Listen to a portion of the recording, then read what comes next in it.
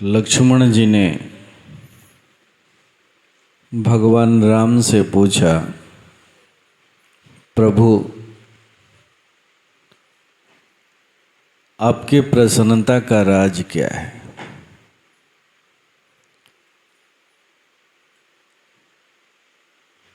भगवान राम ने उत्तर देते हुए कहा कि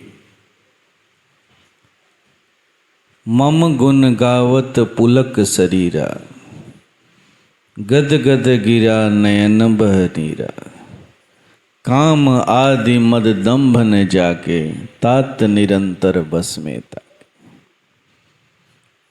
उन्होंने कहा कि जब कोई भी भक्त मेरा गुणगान करने लगे और गुणगान करने से उसके आंखों में आंसू उमड़ पड़े, आंखें भर जाएं, पूरा रोम रोम पुलकित हो उठे, तो समझ लेना कि मैं उसके बहुत ही करीब हूँ,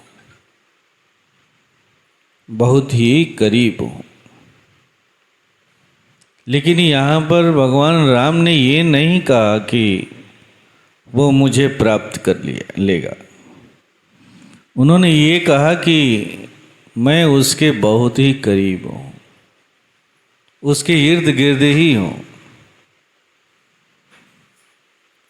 अक्सर हम भक्तगण अपने गुरु की चर्चा का गुण करते हुए, उनका गुणगान करते हुए भावाविभोर हो जाते हैं,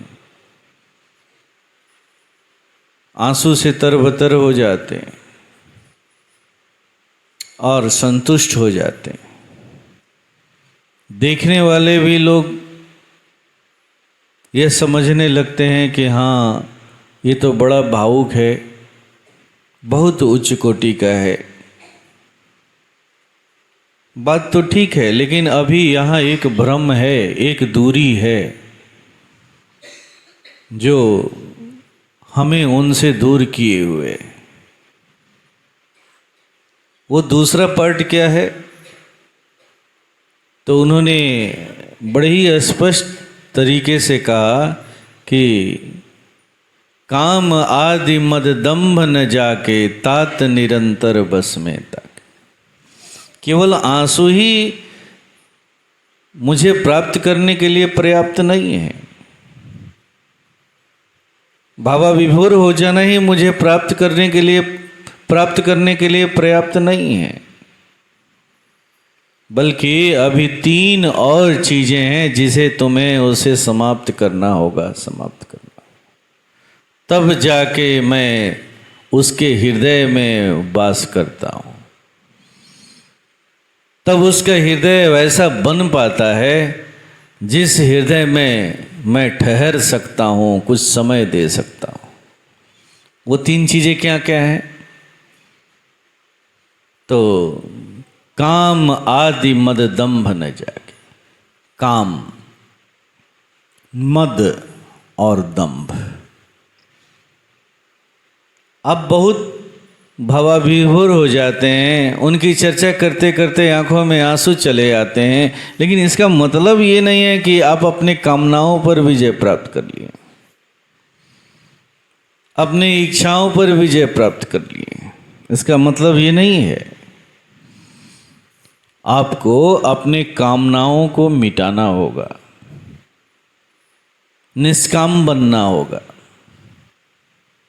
अपनी इच्छाओं को समाप्त करना होगा, अपने विचारों को तहस नहस करना होगा, समाप्त करना होगा, विचारों पर विजय प्राप्त करना होगा। और जब विचार रहेंगे, कामना रहेगा तो मद भी रहेगा, क्योंकि दोनों साथ साथ चलते हैं। विचार की सिद्धि होगी तो मद पैदा होगा, कामना की सिद्धि होगी तो मद पैदा होगा। तो जहां कामना रहेगा, जहां विचार रहेगा, वहां मद रहेगा ही रहेगा। और तीसरा चीज उन्होंने कहा, दंभ। दंभ भी बहुत बड़ा बाधक है। इसी को माता सुमित्रा भी लक्ष्मण को समझाती हैं। कथानक में आता है कि जब भगवान राम के वनवास की घोषणा कर दी गई और लक्ष्मण जी को जब ये बात पता चला कि भैया बन जाने की तैयारी कर रहे हैं, तो वो दौड़े दौड़े भैया राम के पास पहुंचते हैं और राम से निवेदन करते हैं कि भैया मैं भी आपके साथ बन जाऊंगा।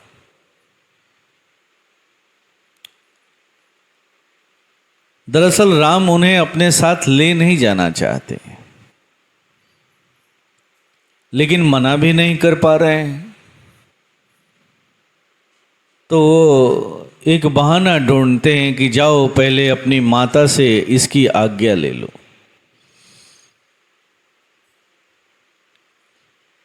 हर माता का पुत्र उसके लिए प्रिय होता है और राम ने ये अनुमान लगाया था कि जब ये अपने माता के पास 14 बरस वन के लिए निवेदन करेंगे तो शायद माता उनकी अनुमति न दे, लेकिन होता उल्टा है।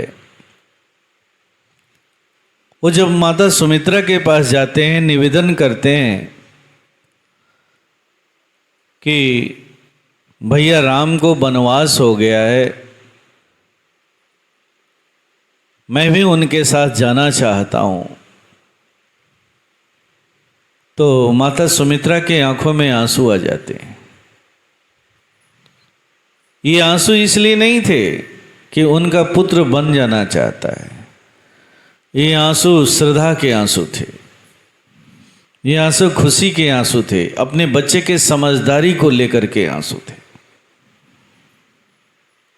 और उन्होंने उनका उत्साह बढ़ाते हुए कहा, 2 संदेश वहाँ उन्होंने दिए हैं जो अद्भुत हैं। अक्सर माता सुमित्रा की बहुत ही कम चर्चा रामायण में मिलती है, या लोग उस कथावाचक लोग उनकी चर्चा बहुत कम करते हैं, चाहे वो उर्मिला का चरित्र हो या फिर सुमित्रा का चरित्र हो, लेकिन ये दोनों ही चरित्र अद्भुत हैं। तो वो अपने पुत्र लक्ष्मण को 2 संदेश देती हैं। कहती हैं कि लक्ष्मण, जब राम वन चले जाएंगे तो ये अयोध्या तो वीराना हो जाएगा। अगर तुम उनके साथ जाना चाह रहे हो तो तुम वन कहाँ जा रहे हो? ये अयोध्या अब वन हो जाएगा, ये जंगल हो जाएगा, और राम और सीता जहाँ रहेंगे वही अवध होगा,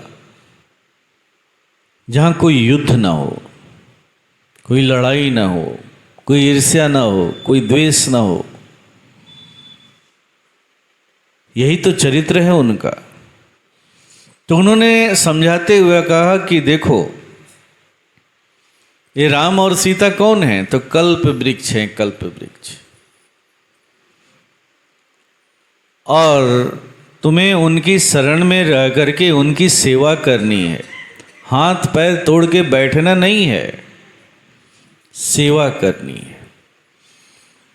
और सेवा करने की 2 शर्त होंगे। पहला शर्त है दंभ रहित होकर के सेवा करना, और दूसरा शर्त है द्वेष रहित होकर के।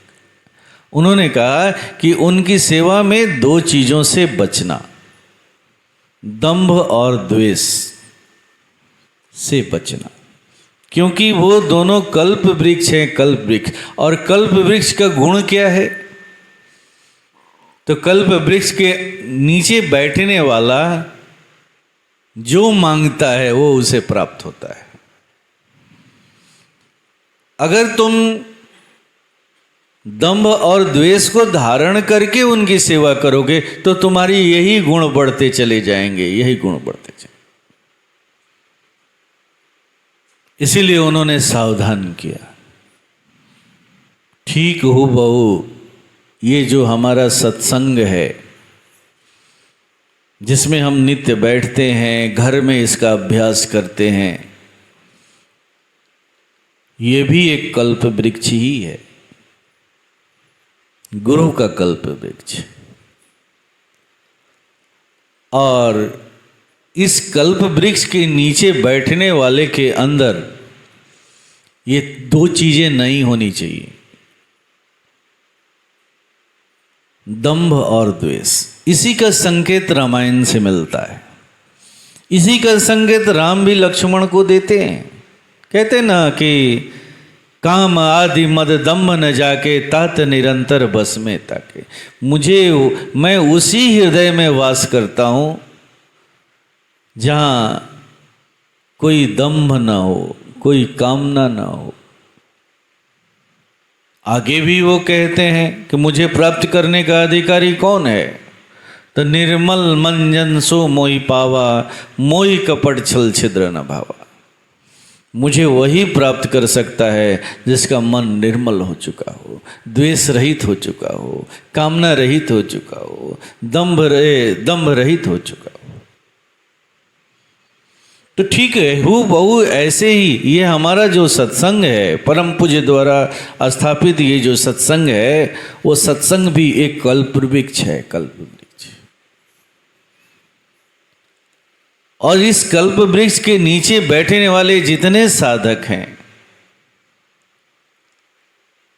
उन्हीं को यह संकेत दिया गया है कि आपको दंभ और द्वेष से बच के रहना हो, तभी आप इस सत्संग की सही सेवा दे पाएंगे और तभी आप इस सत्संग से सही लाभ उठा पाएंगे। वरना आपको रावण बनते देर नहीं लगेगी, क्योंकि कल्प वृक्ष से वही प्राप्त होता है जो आपने धारण कर रखा है। इससे क्या होता है? तो एक ऊर्जा प्राप्त होती है, शक्ति प्राप्त होती है। और वो शक्ति कहाँ खर्च होगी? तो जो चीज आप धारण करके रखें।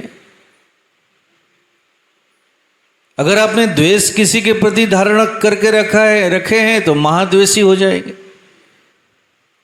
अगर किसी के प्रति ईर्ष्या पाल के रखे हैं तो महा ईर्ष्यावान हो जाएंगे। यही चरित्र तो रावण का था। जीवन भर पूजा करता रहा, शिव की आराधना करता रहा, महान द्वेषी हुआ, महान दंभी हुआ। तो हमारे महापुरुषों ने बार बार इस बात के लिए सजग किया है। आइए थोड़ा सा द्वेष और दंभ को समझने का प्रयास करते हैं कि ये हैं क्या। क्योंकि अक्सर हम इनका प्रयोग तो कर देते हैं, कह देते हैं, लेकिन समझ नहीं पाते हैं कि द्वेष और दंभ कहते किसे। आइए चलते हैं पहले दंभ की तरफ। दंभ का मतलब क्या होता है?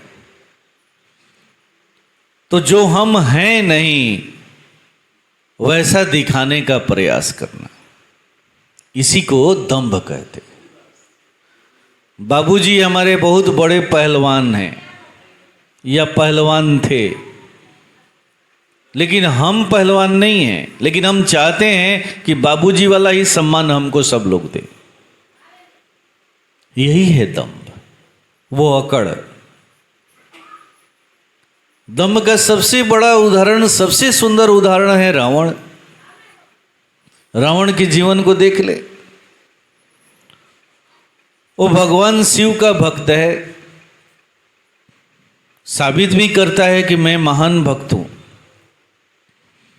लेकिन उसके अंदर में कैसा भक्त हृदय है कि अन्य लोग जो भक्ति करते हैं उनके भक्ति को तहस नहस कर देता है,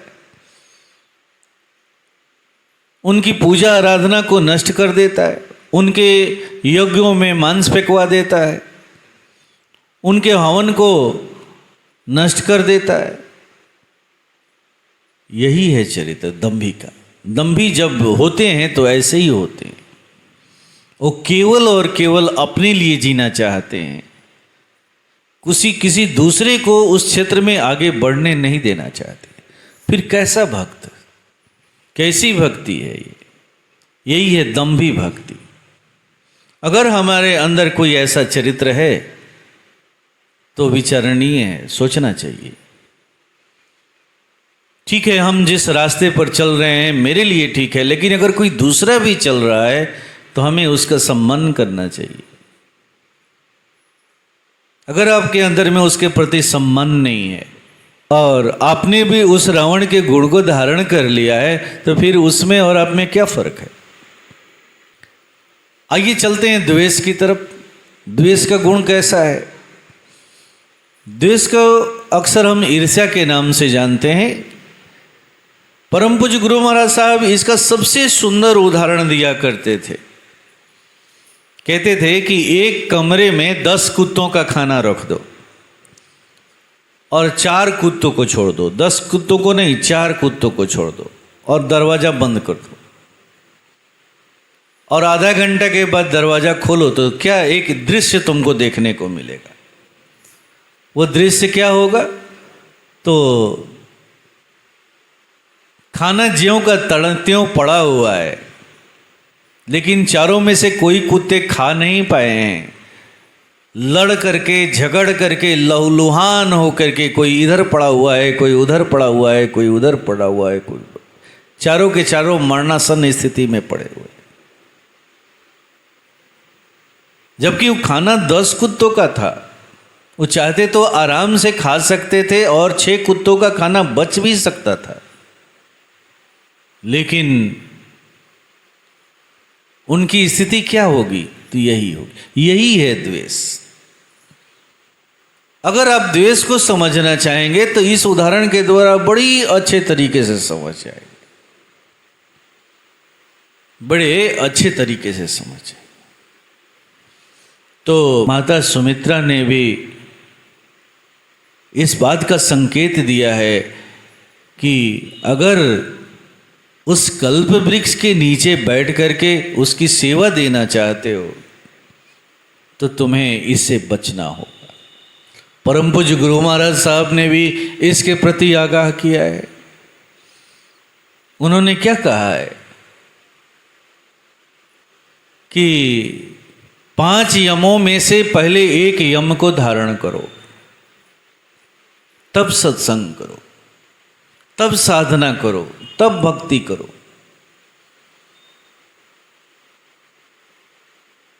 क्योंकि सत्संग करने से, ध्यान करने से, साधना करने से ऊर्जा प्राप्त होती है, शक्ति प्राप्त होती है।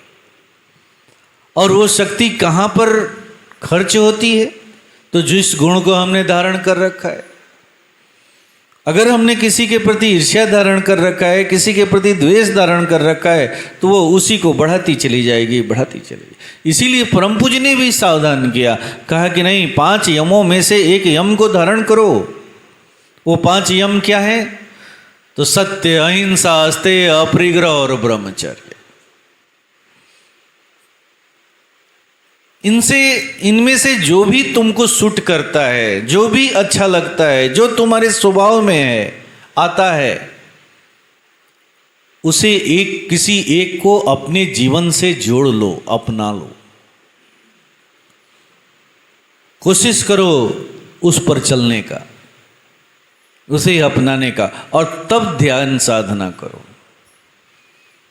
तब सत्संग करो, तब पूजा अर्चना करो। तो इससे क्या होगा कि जो पूजा करने से, ध्यान साधना करने से जो तुम्हारे में अंदर में ऊर्जा पैदा होगी, जो शक्ति मिलेगी, वो शक्ति कहाँ खर्च होगी? तो उसी गुण को बढ़ाती चली जाएगी। अगर आपने सत्य को धारण कर रखा है तो राजा हरिश्चंद्र बना देगी आपको, महान सत्यवादी बना देगी। आपने अगर अहिंसा को धारण कर रखा है तो आपको बुद्ध बना देगी, बुद्ध। अगर आपने अस्तेय को धारण कर रखा है, अस्तेय का मतलब होता है चोरी नहीं करना, झूठ नहीं बोलना, इसमें आपको महान ऊंचाइयों पर पहुंचा देगी। इस गुण को इतना बढ़ा देगी, इतना बढ़ा देगी कि महान ऊंचाई पर पहुंचा देगी। अगर आपने अपरिग्रह धारण कर रखा है, अपरिग्रह का मतलब क्या होता है?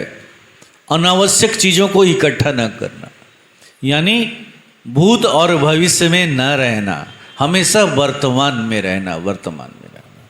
वर्तमान ही तो ईश्वर है। अगर आप वर्तमान में रहने का हमेशा प्रयास करें और ये ध्यान साधना करें तो आपको आपके इस गुण को इतना बढ़ा देगी कि आप ईश्वर तुल्य हो जाएंगे, खुद हो जाए। उन्होंने कहा कि ब्रह्मचर्यता का पालन करो। अगर ये सब नहीं संभव हो रहा है तो ब्रह्मचर्य व्रत का पालन करो। हम ब्रह्मचर्य के बारे में केवल यही जानते हैं, शारीरिक ब्रह्मचर्यता। हाँ, शारीरिक ब्रह्मचर्यता भी है, लेकिन सबसे बड़ी ब्रह्मचर्यता है अपने इष्ट के प्रति, अपने प्रभु के प्रति, अपने गुरु के प्रति एकनिष्ठ होकर के रहना। जैसे एक पति अपने पत्नी के प्रति एकनिष्ठ होकर रहता है, पत्नी अपने पति के प्रति एकनिष्ठ होकर रहती है, ठीक वैसे ही आपको भी अपने गुरु के प्रति, अपने इष्ट के प्रति, अपने प्रभु के प्रति एकनिष्ठ होकर के रहना। ये सबसे बड़ी ब्रह्मचर्यता है, सबसे उच्च कोटि की और श्रेष्ठ ब्रह्मचर्यता है। ब्रह्मचर्यता को कभी भंग ना होने दो, यानी अपने गुरु के अपमान को बर्दाश्त ना करो, या उसकी कोई शिकवा शिकायत जहां हो रही है वहां न रहो, न बैठो।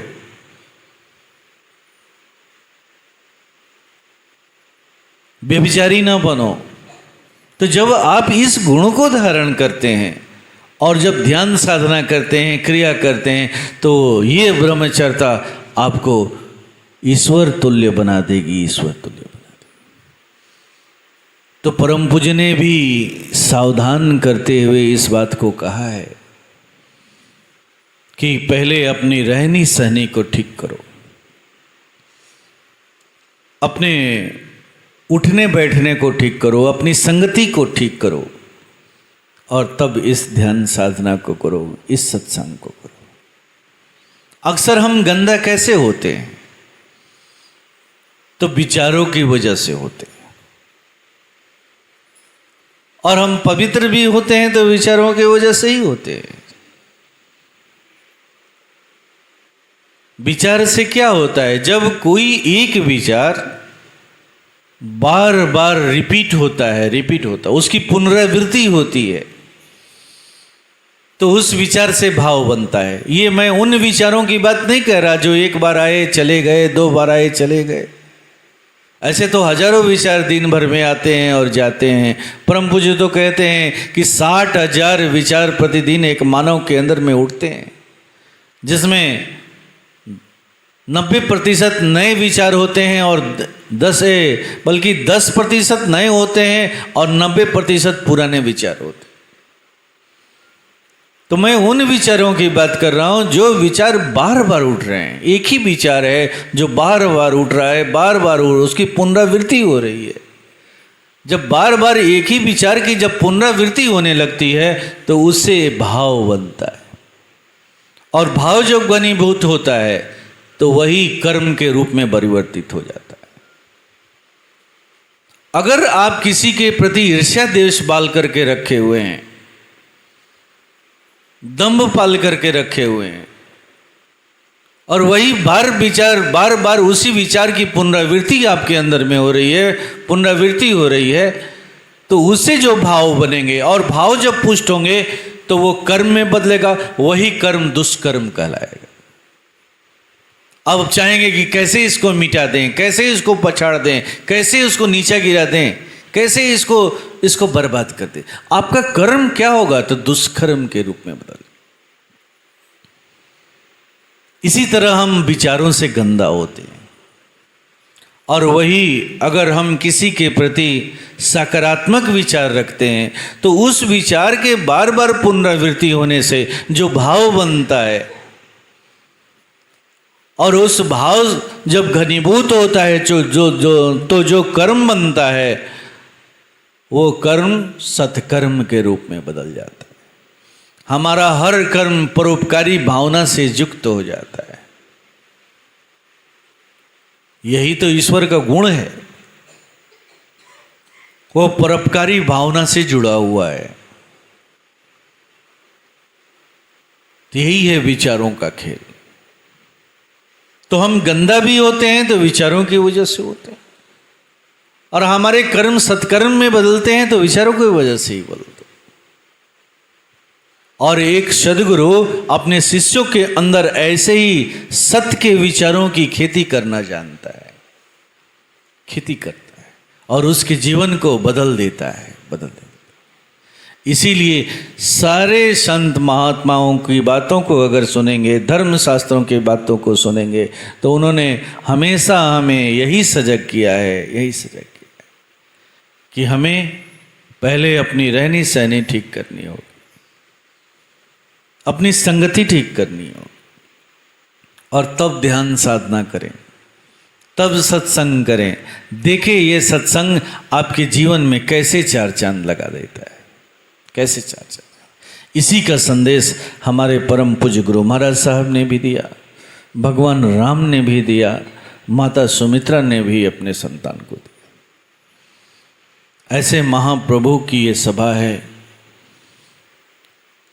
आइए उनके चरणों में कुछ नैवेद्य सामग्रियाँ रखी हुई हैं। प्रभु से प्रार्थना करते हैं कि हे प्रभु आप इसे स्वीकार करें